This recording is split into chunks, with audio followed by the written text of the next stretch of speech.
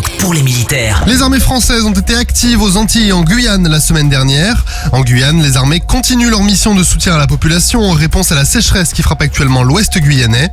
Les forces armées en Guyane ont ainsi mis à disposition leurs moyens pour livrer des denrées alimentaires au commerce des communes les plus isolées.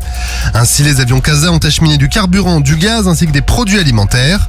Et en mer, le patrouilleur anti-Guyane l'a résolu à intercepter un navire de pêche en situation illégale.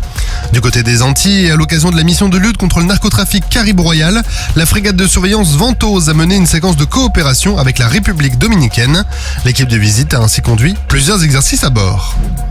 Un détachement spécialisé des forces armées dans la zone sud de l'océan Indien a participé à une opération conjointe avec les militaires malgaches pour sécuriser et détruire des stocks de munitions obsolètes.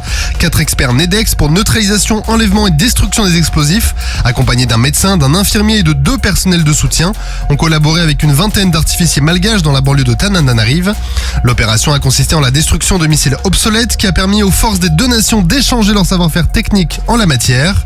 Cette mission a renforcé aussi la coopération entre les 2 armées en uniformisant les standards de sécurité et en développant les compétences des équipes, ici pour la gestion des explosifs. La base aérienne 126 de Ventiseri Solenzara en Corse a récemment accueilli un entraînement qui impliquait les escadrons d'hélicoptères 165 Alpi et 367 Paris 6, spécialisés dans les mesures actives de sûreté aérienne. Ces unités équipées d'hélicoptères Fennec jouent un rôle clé dans les missions de police du ciel et de protection contre les menaces aériennes. L'entraînement a mobilisé 75 aviateurs et a permis de renforcer les compétences des pilotes et des tireurs embarqués, notamment grâce à des campagnes de tir air-air et air-sol. La géographie et l'isolement de la Corse ont offert des conditions optimales pour ces exercices qui sont essentiels à la préparation opérationnelle.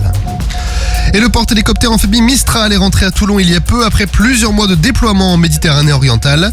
Intégré à la Task Force 471, le Mistral était accompagné des frégates multimissions Lorraine et Provence pour des missions de coopération avec des alliés et des exercices amphibies. Durant cette mission, le groupe a interagi avec des partenaires internationaux et a réalisé des entraînements conjoints avec des bâtiments italiens, britanniques, américains et allemands. Ces échanges ont permis de renforcer les liens avec les armées des autres nations et a permis de sécuriser la région avant le retour du Mistral à son port d'attache.